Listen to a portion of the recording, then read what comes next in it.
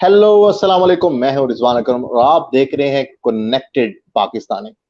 और हमेशा की तरह कनेक्टेड पाकिस्तानी के अंदर हम ऐसे पाकिस्तानियों को लेके आते हैं जो कि पाकिस्तान के अंदर पाकिस्तान के एक मुस्बत चेहरा दुनिया को दिखा रहे हैं।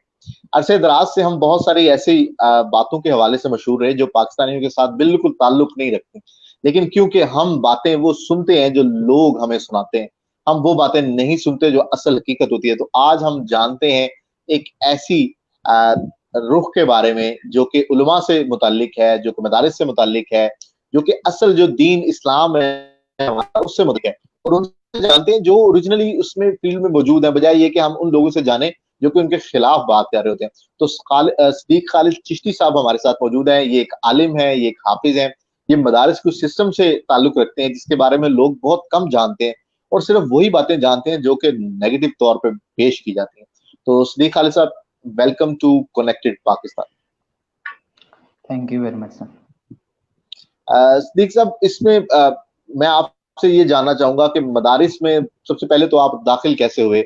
बचपन में क्या रुझान था कि मदारिस में क्यों गए? हमारे यहाँ कॉन्सेप्ट जो है वो ये है कि नहीं चल सकते, हम उनको कहते हैं उस बच्चे को, जो अच्छा बच्चा है वो तो डॉक्टर बन जाएगा, वो इंजीनियर बन जाएगा।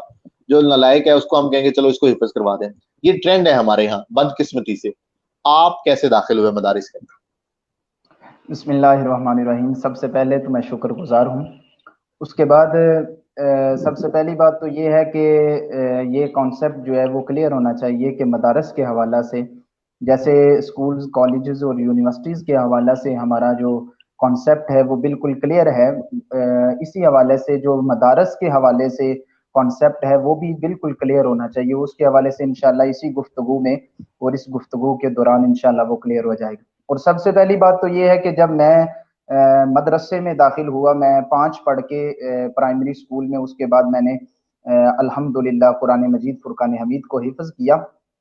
तो जो बचपन में रुझान था पेरेंट्स की तरफ से वो तो यही था कि तुमने हाफिज़ कुरान बनना है।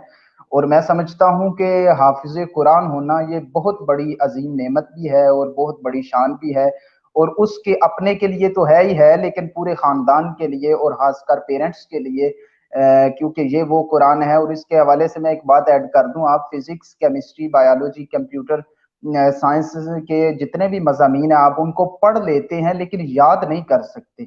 ये वाहिद अल्लाह की किताब है, कलाम है, जिसे आप सीना यकदस में जुबानी याद कर लेते हैं। ये अल्लाह की बहुत बड़ी अजीम नेमत है।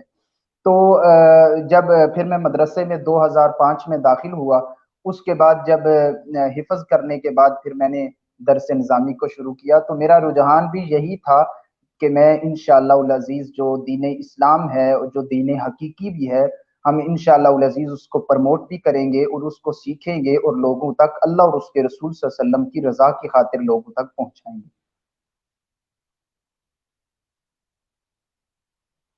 सिद्दीक साहब, एक बात जो मैं बसद एहतराम आपसे ये कहना चाहूंगा। मैं बहसीत तालिब इल्म और बहसीत पेशा एक उस्ताद के नाते मैं अक्सर तालिब इल्मों को अपने कहता हूँ, क्योंकि मेरे पास ट्रेनर्स टीचर्स आते हैं ट्रेनिंग के लिए, तो मैं उनसे ये कहता हूँ कि खुदारा अगर आपको जन्नत में जाने का ज्यादा शौक है हिफ्स के जरिए, तो आप खुद क्यों नहीं हिफ्स कर लेते, बजाय ये कि उन बच्चों को जो कोई मासूम होते हैं और जिनको पता भी नहीं होता, हम उन बच्चों को मदारिस में भेज देते हैं। और फिर हम जब वो हिफ्स कर लेते हैं, जब वो होश में आते हैं, तब तक उनके ऊपर एक वजन पड़ चुका होता है जो कि हाफिज का होता है, जो हिफ्स की सूरत में, और फिर सारी जिंदगी वो इसी बार के साथ चलते हैं कि उन्होंने हिफ्स किया हुआ है, और फिर वो मामला और तरह से होते हैं। तो क्यों रुझान नहीं है हमारे यहाँ कि हम जो मैच्योर लोग हैं, जो पढ़े लिखे लोग हैं, जो प्रोफेशनल्स हैं, या जो माँ बाप बन चुके हैं, जो डिग्रीज भी लेते हैं, हम तो पीएचडी करने तक तो 50 साल की उम्र होती है, 40 साल की उम्र होती है, तो हम मैच्योर लोगों को क्यों नहीं इस तरफ रुझान करते कि वो लोग आए हिफ्स करें? असल में बुनियादी बात यही है कि उन्हीं ही लोगों का काम है और वही करे। वैसे तो एज अ मुस्लिम हर बंदे का काम है कि वो कुरान को पढ़े, कुरान को फॉलो करे। कुरान ही उसकी जिंदगी के लिए उसलूब और रहनुमाई का जरिया है, छोटा हो या बड़ा हो। ठीक है। तो जो बड़े लोग हैं, जो टीचर्स हैं यूनिवर्सिटीज में, कॉलेजेस में, ठीक है, تو وہ جو اسلامیات کے ہیں یا کسی بھی شعبہ ہے زندگی سے تعلق رکھتے ہیں، اور اگر وہ جہاں کہیں بھی چلے جائیں، کیونکہ اللہ رب العزت نے قرآن مجید فرقان حمید میں فرمایا کہ ہر خشک اور ہر تر ہم نے قرآن کے اندر رکھ دیا ہے، وہ بڑا ہو یا چھوٹا ہو، قرآن اس کی زندگی کا جو ہے وہ اسلوب اور جامہ ہے۔ ہمیں چاہیے کہ جو ہے خود بھی اور اپنے بچوں کو بھی اس تعلیم سے آراستہ بھی کریں۔ اور ہمارے ہاں یہ مزاج ہے سوسائٹی میں کہ ہم دوسرے لوگوں کو بڑا کہتے ہیں کہ آپ یہ کریں، آپ یہ کریں، ہم خود نہیں کرتے۔ اصل میں بنیادی جو وجہ ہے اور جو بیماریاں ہیں اور جو سوسائٹی میں ٹریجڈی ہے، یہ یہی ہے کہ ہم دوسروں کو عمل کروانے کا یا کرنے کا کہتے ہیں، ہم خود نہیں کرتے۔ اصل میں ہونا یہ چاہیے کہ جو قرآن ایک بچہ حفظ کر رہا ہے، اگر وہ پیرنٹس بھی اس کے حافظ قرآن ہوں تو یہ کتنی بڑی اللہ کی عظیم نعمت ہے۔ تو آپ جس شعبہ ہائے زندگی میں چلے جائیں۔ اور دوسری بات یہ ہے کہ بچوں کو اصل میں بات یہ ہے کہ پرائمری کے بعد، پانچویں کے بعد اصل میں بچے کا جو ذہن ہوتا ہے وہ بہت زیادہ جسے سمجھ لیں کہ نرم ذہن ہوتا ہے، اگر وہ کوئی بھی چیز پڑھتا ہے تو وہ اسے آسانی سے یاد ہو جاتی ہے۔ تو اس وجہ سے اس کے پیرنٹس جو ہیں ویسے بھی کہتے ہیں کہ پانچویں کے بعد وہ بچہ چلا جاتا ہے، لیکن ہمارے ہاں یہ ایک مزاج سمجھ لیں یا ایک بہت بڑی ٹریجڈی سمجھ لیں کہ جو بچہ بالکل چل نہیں سکتا اسے مدرسے میں داخل کروا دیں، اور جو اچھا پڑھا لکھا ٹیلنٹ والا اور انٹیلیجنٹ بچہ ہے اسے یونیورسٹی لیول تک لے جائیں۔ یہ ہمارے ہاں مزاج ہے، لیکن ایسا نہیں ہونا چاہیے۔ کیونکہ اس لیے نہیں ہونا چاہیے، آپ خود سوچیں کہ آپ جس بچے میں ٹیلنٹ اور انٹیلیجنٹ ہے، آپ اسے دنیا پڑھانے کے لیے یونیورسٹی تک لے گئے، اس کے پیچھے پیسہ خرچ کیا، کتنی فیسز جو ہے وہ ان کے پیچھے آپ لگا رہے ہیں، لیکن جس کو دین پڑھانا ہے اس کو یہ سمجھ کے آپ نے مدرسے میں داخل کروایا یار یہ چل نہیں سکتا، یہ شرارتیں بڑی کرتا ہے، یہ گھر میں تنگ بڑا کرتا ہے، اسے مدرسے میں ڈال دو، خود کا رسالہ ٹھیک کر لیں گے۔ تو یہ جو آپ کی نیت ٹھیک، انما الاعمال بالنیات، اعمال کا دار و مدار تو نیتوں پہ ہے۔ آپ اگر اس نیت سے بچہ داخل کروائیں، یار میری خواہش ہے اور ایز اے مسلم میری یہ ڈیوٹی بھی ہے کہ میرا بچہ اگر حافظ قرآن ہوگا، آپ کے ذہن میں وہ حضور کی حدیث بھی ہونی چاہیے کہ جس کا بچہ حافظ قرآن ہو، قیامت کے دن اس کے پیرنٹس کے سر پہ ایسا تاج رکھا جائے گا جس کی روشنی سورج کی روشنی سے زیادہ ہوگی۔ اگر اس نیت سے آپ اپنے بچے کو حافظ قرآن بناتے ہیں تو یقیناً نیت میں فرق آ گیا، بچے تو مدرسے میں جائے گا، قاری صاحب کے پاس پڑھے گا، لیکن نیت میں فرق آ گیا، نیت کی وجہ سے آپ کو بڑا اجر و ثواب مل جائے گا۔ صدیق صاحب، آپ نے بڑی خوبصورت بات کی ہے کہ والدین کے لیے بڑا اجر ہے، اور یقیناً یہ ایک بڑی سعادت ہے جو آپ بتا رہے ہیں۔ پوری دنیا کے اندر اس وقت یہ کانسیپٹ چل رہا ہے کہ ہم کسی بھی صورت میں پوری دنیا کے اندر لوگ یہ کہتے ہیں کہ بچوں کو کبھی بھی آپ فورس نہ کریں کسی بھی، ایون کہ اگر کوئی بچہ انجینئرنگ پڑھنا چاہتا ہے تو اسے میڈیکل میں مت بھیجیں، جو میڈیکل پڑھنا چاہتا ہے اسے انجینئرنگ میں مت بھیجیں، جو آرٹس پڑھنا چاہتا ہے اسے سائنس میں مت بھیجیں۔ دنیا کے اندر لوگ اس بات پہ آ چکے ہیں کہ آپ جو چاہتے ہیں، بچے کی ایک رجحان ہے، بچے کی طبیعت ہے، اس کے حوالے سے اس کو بھیج دیا جائے اس فیلڈ کے اندر۔ اب جب آپ پانچویں کلاس میں یا پرائمری، پری پرائمری یا آفٹر پرائمری بچے کو آپ بھیجتے ہیں اسلامک ایجوکیشن کے لیے، تو اس وقت تو مزاج کیسے پتا چلتا ہے کہ اس بچے کا مزاج اسلامک علوم کی طرف ہے؟ والدین اپنے مزاج کے مطابق فیصلہ کر دیتے ہیں کہ میرے بچے کو کہاں جانا ہے، اور وہ اولی بات۔ دوسری یہ بھی ہوتی ہے کہ وہ بچہ اگر وہاں اسکول میں نہیں چل رہا تو چلے مدارس میں بھیج دیں۔ تو یہ رجحان کا کیسے پتا چلے گا؟ اور پھر وہ بچہ جس کا رجحان ہی نہیں ہے، ہم نے بھی اور آپ نے بھی، ہمیں بھی پتہ ہے کہ پھر ہم وہ واقعات بھی سنتے ہیں کہ مار کے بھی پڑھایا جاتا ہے، پھر سارے معاملات بھی ہیں۔ کیا جائے کہ اس میں کچھ حقیقت اور زیادہ مبالغہ بھی ہوتا ہے، لیکن پھر بھی یہ رجحان تو ہے ہمارے ہاں۔ تو آپ اس کو کیسے دیکھتے؟ سب سے پہلی بات یہ ہے کہ دین اسلام جو ہے وہ بالکل آسانی اور امن کا دین ہے، وہ بالکل کسی بندے کو، کسی شخصیت کو، کسی چیز کو فورس نہیں کرتا۔ اور لا اکراہ فی الدین، دین میں تو مجبوری اور جبر ہے ہی نہیں۔ اگر آپ بچے پہ فورس کرتے ہیں، اگر بچہ آپ کا ڈاکٹر بننا چاہتا ہے، انجینئر بننا چاہتا ہے، آرمی میں جانا چاہتا ہے، اگر آپ کے بچے کا رجحان ہے، مطلب کہ وہ ویڈیوز دیکھتا ہے آرمی کی یا ڈاکٹر بننا چاہتا ہے، آپ اس بچے کو کیوں فورس کر رہے ہیں کہ وہ حافظ قرآن بنے؟ آپ اس کو کیوں فورس کر رہے ہیں کہ وہ یہ بنے؟ اور اس کا نتیجہ آپ کو اچھا نہیں ملے گا۔ آپ ادھر مدرسے میں داخل کروا دیں، دوسرے دن، تیسرے دن، ایک ماہ یا ایک سال گزر جائے، آپ کا بچہ بھاگ جائے گا، مطلب کہ وہ سال بھی ضائع ہو گیا۔ تو اس کے بعد آپ کا بچہ کچھ بھی نہیں بنا. تو اس لیے ضروری یہ ہے کہ آپ کے بچے کا جو کانسیپٹ ہے یا جو آپ نے بنایا ہے، اگر آپ اسے ڈاکٹر کی طرف لے کے جانا چاہتے ہیں، انجینئرنگ کی طرف لے کے جانا چاہتے ہیں، یا آرمی میں لے کے جانا چاہتے ہیں، یا کسی فیلڈ میں آپ لے کے جانا چاہتے ہیں، ویسے تو ہمارے ہاں میں سمجھتا ہوں کہ شروع سے پیرنٹس کو اپنے بچوں کا خیال رکھنا چاہیے. جس فیلڈ میں بچے کو لے کے جانا چاہتے ہیں نا، اس فیلڈ کی باتیں بتائیں، اس فیلڈ کی شخصیات کی داستان اور کہانیاں سنائیں، تاکہ وہ بچے کا ذہن بن جائے کہ بچے نے جانا کدھر ہے. اور کیونکہ 5ویں کے بعد بچہ نہ خود بول سکتا ہے نہ کچھ کر سکتا ہے، ماں باپ اسے پکڑتے ہیں مدرسے میں داخل کروا دیتے ہیں، بچے کا دل نہیں کرتا وہ بھاگ جاتا ہے، ماں باپ پیٹتے ہیں، ادھر سے قاری صاحب پیٹتے ہیں، تو یہ یعنی کہ وہ بچہ کچھ بھی نہیں بن سکتا. تو اس لیے اگر آپ حافظ قرآن بنانا چاہتے ہیں، عالم دین بنانا چاہتے ہیں، آپ بچے کو ان شخصیات کی داستانیں سنائیں، بچے کا ماحول بنائیں، بچے کو ویڈیوز دکھائیں جو آپ بنانا چاہتے ہیں. لیکن آپ کے بچے کا اگر کہیں اور رجحان ہے، پھر آپ وہ بنائیں، ٹائم ضائع نہ کریں. وقت بہت زیادہ ضائع ہوتا ہے، اور ہمارے ہاں خاص کر مدارس میں اس بات کا بڑا یہ ہوتا ہے کہ بچہ 2 دن آیا، 3 دن آیا. اور دوسری بات یہ ہے کہ جو مدرسے میں مار کے حوالے سے ہے، آج کل تو وہ اگر میں یوں کہوں کہ وہ قدیم بات ہے تو وہ قدیم ہو چکی ہے، کیونکہ آج کل تو آپ کو پتہ ہے سختی بڑی ہے، اور جو ہے وہ مارنے دیتے بھی نہیں اور مارا جاتا بھی نہیں. تھوڑی بہت تو پھر ہے، کیونکہ حافظ قرآن بننے کے لیے بندے کو تھوڑا بہت تو مضبوط ہونا پڑتا ہے نا، کیونکہ پھر وہ منزل یاد کرنی، پھر سب کی سنانی، یہ فزکس کیمسٹری تو نہیں ہے، یہ پھر اللہ کا قرآن ہے، اور اللہ کا قرآن پھر آسانی سے لیکن میں سمجھتا ہوں بڑے پیار سے، بڑی محبت سے. اور جتنا بچہ پیار کو سمجھتا ہے یا محبت کو سمجھتا ہے، مار کو نہیں سمجھتا. مار کی وجہ سے بچہ بگڑ جاتا ہے، محبت کی وجہ سے بچہ ہو یا کوئی بھی شخصیت ہو وہ بن جاتی ہے. تو اس لیے اس میں بہت زیادہ مبالغہ کیا جاتا ہے. اور دوسری بات یہ ہے کہ آپ کے بچے کا جو رجحان ہے، پہلے تو آپ رجحان بنائیے، اس کا ٹرینڈ بنائیے کہ وہ کرنا کیا چاہتا ہے، جس کو ادھر جس فیلڈ میں آپ بھیجنا چاہتے ہیں اس فیلڈ کی طرف اسے لے کے جائیے. اگر نہیں تو پھر اس کو فورس نہ کریں. اور دوسری بات یہ ہے کہ بعض دفعہ مدرسے میں داخل کروا دیا جاتا ہے 1 ماہ کے بعد یا میکسیمم 1 سال کے بعد. اگر وہ بچہ آ جاتا ہے پھر اسے مارا جاتا ہے، لیکن آپ کا بچہ آپ کو پتا چل رہا ہے کہ پھر بھی نہیں پڑھ رہا، تو آپ اسے ادھر سے چھڑوائیے، آپ سکول داخل کروائیے. اگر وہ پڑھ جائے تو ٹھیک ہے، آپ وقت ضائع نہ کیجئے، کیونکہ ساری دنیا حافظ قرآن ہونا بہت بڑی عظیم نعمت ہے، میں نے ابتدا میں عرض کیا، اور بہت بڑی. لیکن آپ کا بچہ نہیں پڑھ رہا تو آپ کو اچھا ڈیسیجن لینا چاہیے. یہ نہ ہو کہ بچے پہ فورس کرتے جائیں، آپ کا بچہ کچھ نہ بنے، آخر میں وہ مزدوری کرنی پڑے اور یہ کرنی پڑے، وہ بچہ بھی بولنے پہ مجبور ہو جائے کہ میرے پیرنٹس نے مجھ پہ ظلم کیا ہے. اچھا صدیق صاحب، ایک یہ بھی میں بات آپ سے پوچھنا چاہوں گا کہ ہمارے یہاں جیسے آپ نے کہا کہ ہم فزکس کیمسٹری جو ہے وہ پڑھاتے ہیں، بیسیکلی جو ہمارے استاد ہوتے ہیں نا فزکس کیمسٹری پڑھاتے نہیں ہیں، وہ سمجھانے کی کوشش کرتے ہیں ان کو. جبکہ قرآن جو ہے وہ ہم ٹوٹلی جو ہے وہ رٹالائزیشن کے اوپر اور یاد کرنے کے اوپر ہمارا فوکس ہے.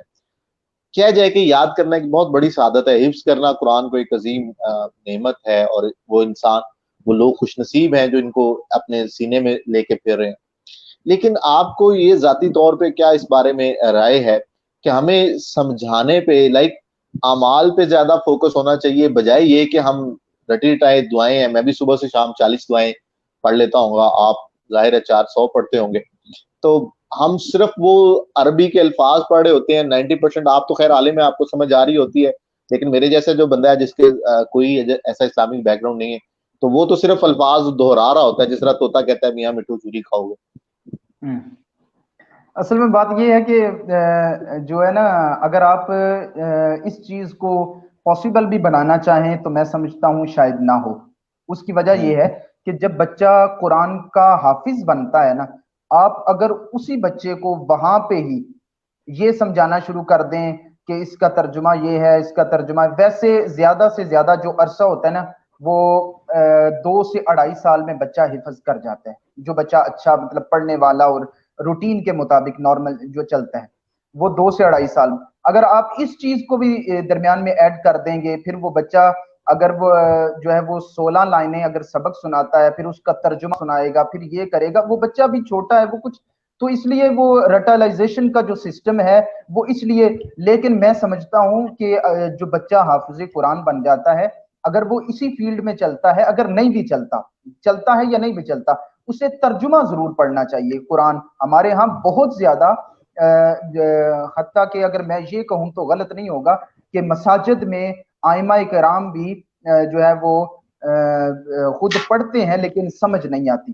تو اس لیے اس کو سمجھنا ضروری ہے. قرآن پڑھنا ضروری ہے لیکن سمجھنا بے حد ضروری ہے. جب تک سمجھ نہیں آئے گی ہم اپنی شخصیت پہ لاگو نہیں کر سکیں گے. تو اس لیے یہ دعا اور یہ صورت ہر بندہ پڑھتا ہے الحمدللہ رب العالمین، لیکن اکثر حضرات کو اس پوری صورت کا ترجمہ نہیں آتا. اگر اسی کا ترجمہ سمجھ لیا جائے، ایاک نعبد و ایاک نستعین، تو ہی ہے جس سے مدد طلب کرتے ہیں اور تو ہی ہے جس کی عبادت کرتے ہیں، اگر ان چیزوں کو سمجھ لیا جائے تو یقیناً ہماری بہت ساری جو مشکلات ہیں ان کو سالو کیا جا سکتا ہے.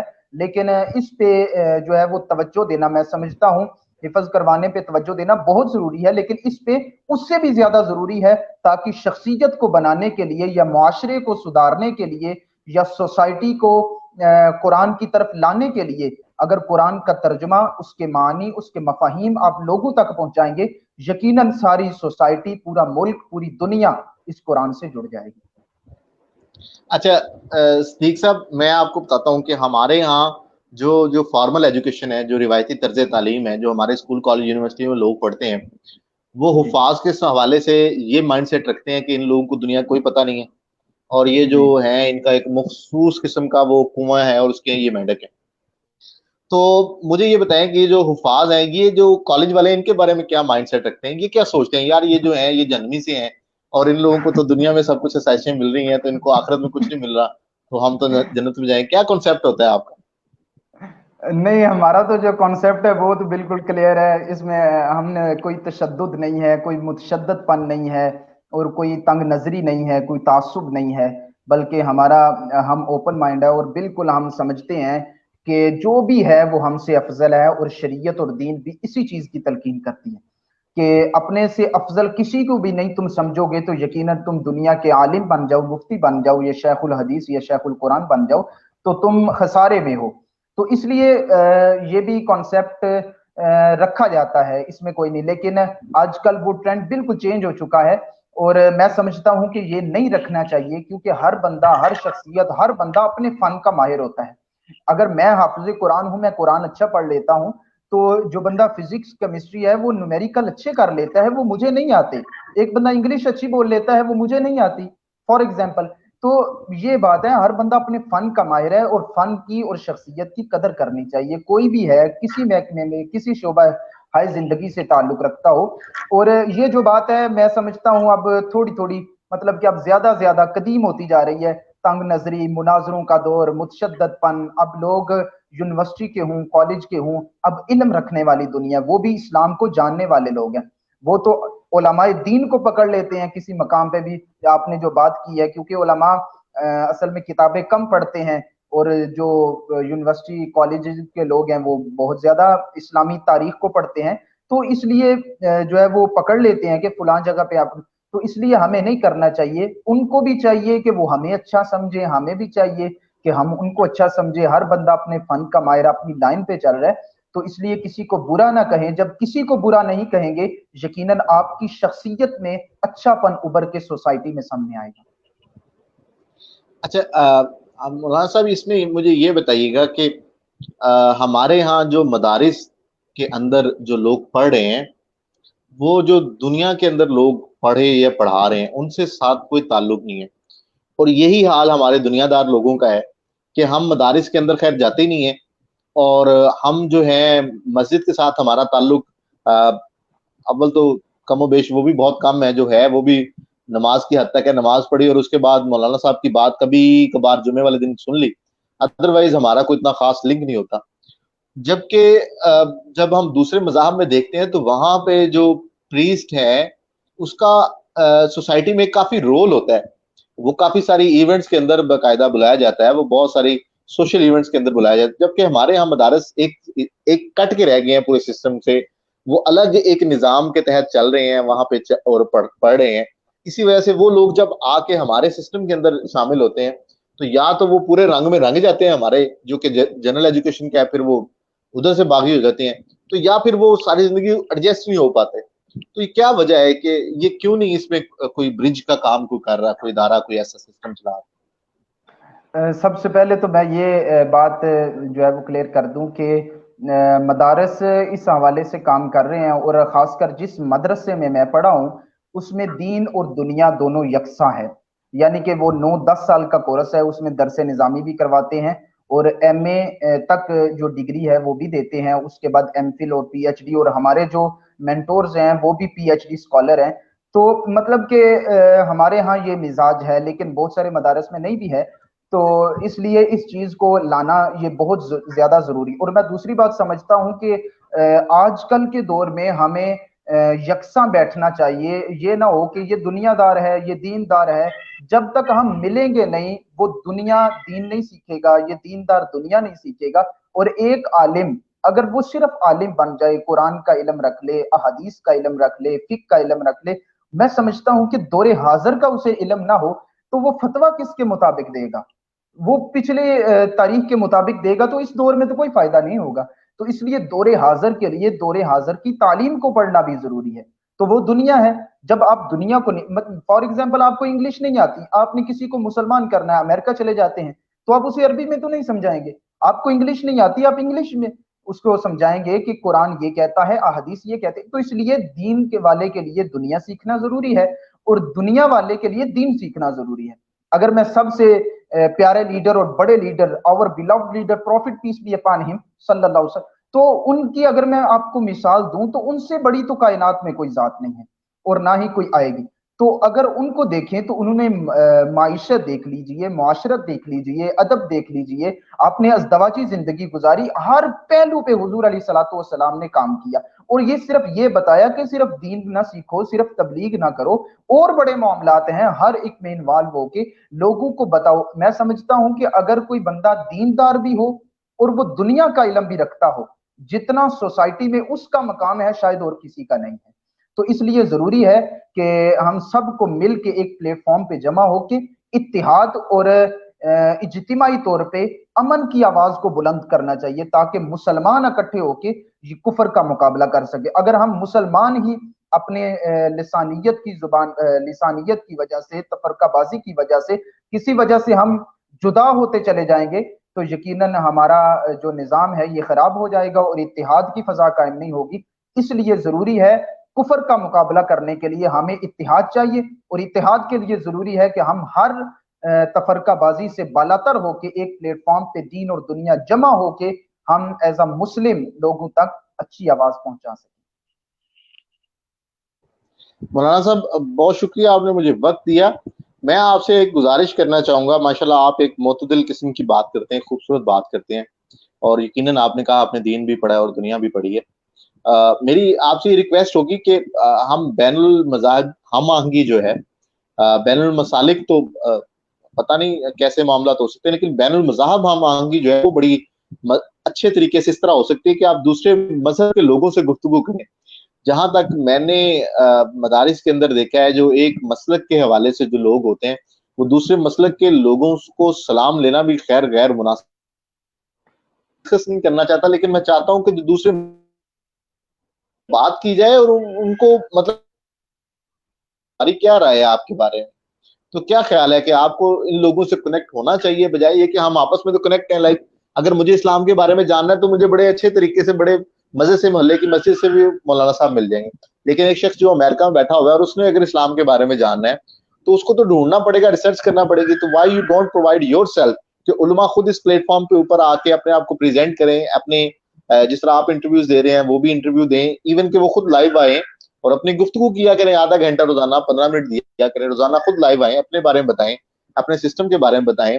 اگر ہو سکے تو کسی جیو کا انٹرویو کریں، کسی عیسائی کا انٹرویو کریں، کسی یہودی کا انٹرویو کریں، کسی ہندو کا انٹرویو کریں، اور ان سے پوچھیں کہ بھائی آپ کیا کرتے ہیں اور ہم آپ کے بارے میں کیا رائے رکھتے ہیں۔ جی بالکل، آپ کی بات بالکل ٹھیک ہے، میں اس بات سے ایگری ہوں، اتفاق کرتا ہوں کہ جتنے دوسرے مسالک کے لوگ ہیں، مذاہب کے لوگ ہیں، خاص کر مسالک کے لوگوں کو بھی چاہیے کہ آپس میں بیٹھ کے ہمارے ہاں المیہ ہے کہ ہم تفرقہ بازی اور انتشار اسی وقت پھیلتا ہے جب ہم شخصیت پرستی کرتے ہیں، یعنی کسی کی بات سنی اور اس کے پیچھے لگ گئے۔ جب تک ہم کسی کے پوائنٹ آف ویو کو نہیں دیکھیں گے، اس کی بات نہیں سنیں گے، بیٹھ کے ٹیبل ٹاک نہیں کریں گے، تو مسئلہ حل نہیں ہوگا. اس لیے دوسروں کو سنیے اور اچھے طریقے سے جس چیز پہ آپ متفق ہیں اسی پہ آ جائیے، باقی کو چھوڑ دیجئے، اسی پہ متفق ہو کے ایز اے مسلم لوگوں تک آواز کو اچھی من جائے. اور دوسری بات بین المذاہب کے حوالے سے بالکل کرنا چاہیے. جو دوسرے لوگ ہیں آپ انہیں اسلام کے لیے دیکھیں، میری ڈیوٹی ہے، آپ کی ڈیوٹی ہے، کسی اور کی ڈیوٹی ہے، ایز اے مسلم ہم لوگوں کو اسلام کی طرف لائیں. اگر لوگوں کے ذہن میں یہ ہو یار اسلام متشدد پن ہے، تعصب ہے، تنگ نظری ہے، اور ہماری وجہ سے ہی وہ ہے، لیکن اگر ہم اسے اچھے طریقے سے ہم لوگوں کو بتائیں گے کہ یہ پیس والا دین ہے اور یہ دین بڑا احسن طریقے سے لوگوں تک پھیلا ہے اور پھیلتا رہے گا، اور ان کی زبان میں بتائیں، اور اسلام کے وہ پہلو، بلکہ پورے کا پورا اسلامی دین ہے، اور وہ اسلام کے وہ پہلو ہم لوگوں تک پہنچائیں جو امن کا سبق رکھتے ہیں، بلکہ پورے کا پورا دین ہی امن ہے. جب امن کے طریقے سے پہنچائیں گے، اس میں تشدد نہ ہو، تفرقہ بازی نہ ہو، تنگ نظری نہ ہو، متعصب نہ ہو، بلکہ ہم انہیں کہیں کہ ہم انہیں پیغام دیں. یقیناً دین اسلام ایسا دین ہے جس کا پیغام سن کے انسان نبی پاک صلی اللہ علیہ وسلم کا کلمہ پڑھ لیتا ہے. تو اس لیے ہمیں یہ پھر کہنا نہیں پڑے گا کہ تم مسلمان ہو، بلکہ وہ ہماری شخصیت سے ابھرے، بلکہ وہ ہماری گفتگو سے، لب و لہجے سے ابھرے. یقیناً ہم دنیا کو بین المذاہب بھی اور بین المسالک بھی ہمیں اچھے طریقے سے کام کرنا چاہیے. جس مکتبہ فکر سے بھی آپ تعلق رکھتے ہیں، آپ آئیے، لائیو انٹرویو دیں، لوگوں کو اپنا میسج دیں. آپ کے شخصیت سے پتہ لگے، آپ کے میسج سے پتہ چلے کہ آپ امن کا درس دے رہے ہیں، کیونکہ جو لوگوں کے خیالات اور نظریات آپ کے بارے میں ہیں وہ بالکل ختم ہو جائیں، اور آپ محبت اور امن کا درس دیں اور بتائیے یہ وہی دین ہے جو 1400 سال پہلے سرزمین مکہ پہ میرے اور آپ کے نبی صلی اللہ علیہ وسلم نے دیا تھا، اور آج ہم وہیں فالو کر کے مصطفیٰ کریم صلی اللہ علیہ وسلم کو آج ہم اپنی ڈیوٹی کو سر انجام دے دیں. ماشاء اللہ مولانا صاحب، آپ کو پتہ ہے میں نے 2 ایسے کرسچنس کا انٹرویو کیا جو امریکہ کے اندر وہ اسلام کی تبلیغ کرتے ہیں. یہ ماشاء اللہ، ویسے سننے کی بات حیرانگی اس لیے ہے کہ وہ خود کرسچنز ہیں اور وہ چرچز میں جا کے لوگوں کو یہ کہتے ہیں کہ اسلام امن کا دین ہے اور مسلمان جو ہے امن پسند قوم ہے، یہ دہشت گرد نہیں ہے، اور وہ کرسچن ہے خود. اور میں نے ان کا انٹرویو کیا اور اس کے پیچھے ایک آیت لکھی ہوئی تھی جو کہ بسم اللہ الرحمن الرحیم کیلی گرافی میں تھی. جیفری وہ امریکہ سے ہیں اور وہ کہتے ہیں کہ میں دنیا کو یہ سمجھا رہا ہوں کہ اسلام امن کا دین ہے. تو ماشاء دیکھیں ہم یہاں پہ تصور نہیں کر سکتے اس بات کا کہ ہم دیکھیں دنیا کے اندر جو بھی مذہب کوئی بھی مانتا ہے وہ اس کو ہمیشہ برحق سمجھ رہا ہوتا ہے، میں بھی اور آپ بھی، اور دنیا کے اندر جتنے لوگ ہیں مذہب میں. تو اگر ہم یہاں پاکستان کے اندر کسی ایسے مسلمان کو دیکھ لیں جو یہ کہہ دے کہ میں ہوں مسلمان، لیکن میں یہ کہتا ہوں کہ عیسیٰ جو ہے وہ بالکل درست تھے اور بالکل ہم صحیح کہتے ہیں، یہ ہمارا ایمان ہے، اور عیسائی جو ہیں وہ بالکل برحق ہیں اور ان کی آپ قدر کریں، تو یہاں پہ تو ہمارے بہت سارے مخالف کھڑے ہو جائیں گے. لیکن آپ ان لوگوں سے، میری خواہش ہے کہ آپ ان لوگوں سے کنیکٹ ہوں، آپ ان لوگوں سے بات کریں. ایسے لوگ اور بہت سارے جیوز آپ کو ایسے مل جائیں گے جو کہیں گے کہ اسلام جو ہے امن کا دین ہے. تو ہمیں ایسے لوگوں کو اکٹھا کرنا چاہیے، ان سے بات کرنی چاہیے اور ان کو بتانا ایسے اچھے لوگ بھی ہیں. ہمارے جو فاضل ہیں، ہمارے مفتی جو ہیں، ہمارے حافظ جو ہیں، وہ اتنی خوبصورت گفتگو کر سکتے ہیں، وہ دنیا کو بتا سکتے ہیں، تو ہمارا پیغام کتنی اچھے طریقے سے پھیل سکتا ہے. آپ کی بات بالکل ٹھیک ہے کہ اسلام کو اور امن والے دین کو اس کا پیغام پہنچانے کے لیے یہ واحد طریقہ ہے کہ آپ، اور خاص کر آج کل تو سوشل میڈیا کا دور ہے، سوشل میڈیا، آپ یہاں پہ بیٹھ کے بولتے ہیں، آپ کی آواز پوری دنیا سن لیتا ہے. تو آپ سوشل میڈیا کا اچھے طریقے سے استعمال، میں اکثر کہا کرتا ہوں کوئی بھی ایپ غلط نہیں ہے، اس کا استعمال غلط ہے. تو اس لیے بالکل آپ صحیح. ٹک ٹاک بھی یوز کرتے ہیں، لیکن وہاں پہ اپنا پیغام لوگوں تک، میسج لوگوں تک پہنچائیے تاکہ آپ کی شخصیت سے، آپ کی گفتگو سے امن والا دین جو پھیلے. اور آپ کی جو ڈیوٹی ہے، کوئی بھی بندہ ہے وہ اپنی ڈیوٹی سر انجام دے.